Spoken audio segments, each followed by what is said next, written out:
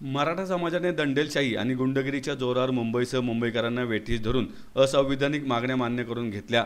मराठा समाजाच्या दंडेलशाहीसमोर नमते घेत सरकार आमच्या ताटातील घास हिसकावणारा असेल तर ओबीसी समाज हे कदापि सहन करणार नाही। संपूर्ण महाराष्ट्रात आंदोलन छेडून आम्ही आमच्या हक्कासाठी लढा देऊ असा इशारा समता परिषद पुणे शहर, सर्व संघटना व सकल ओबीसी समाज पुणे शहर आणि पिंपरी चिंचवड यांनी घंटानाद आंदोलनाद्वारे दिला आहे।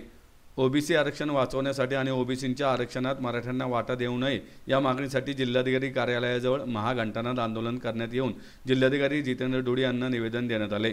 यावेळी महाराष्ट्र प्रदेश अध्यक्ष मंजिरी धाडगे, विभागीय अध्यक्ष प्रितेश गवळी, पुणे शहर अध्यक्ष पंढरीनाथ बनकर, माळी महासंघ पुणे शहर अध्यक्ष दीपक जगताप, माळी महासंघ पुणे शहर महिला अध्यक्ष स्मिता लडकत, माळी महासंघ पुणे शहर उपाध्यक्ष बाळासाहेब लडकत, माळी महासंघ महाराष्ट्र प्रदेश अध्यक्ष गायत्री लडकत, सपना माळी, रवी लडकत, मंदार लडकत, वैष्णवी सातव, अविनाश चौरे, सागर दरोडे, मृणाल ढोले पाटील, ऋषाली वाडकर, सारंग राऊत, माळी महासंघ पुणे शहर सचिव रीमा लडकत, गिरीश झगडे, ज्येष्ठ नागरिक अध्यक्षा नाना कुदळे, विजय कोठावळे आणि गणेश वाडकर यांच्यासह समाज बांधव उपस्थित होते। सुप्रीम कोर्टाने ह्या आयोगावरती म्हणजे देशमुख आयोग 1964 रोजी मराठा समाज सामाजिकदृष्ट्या मागास नाही, सराफ आयोग 1980 ला देखील शैक्षणिक सामाजिकदृष्ट्या प्रगत असून तो मागास नाही, बापट आयोगाने देखील निष्कर्ष काढलेला मराठा समाज मागास नाही, खत्री आयोगाने देखील सांगितलेले मराठा समाजाला मागास म्हणता येणार नाही। या सर्वाच्या अनुषंगाने सुप्रीम कोर्टाने निकाल दिलेला आहे की मराठा समाज आणि कुणबी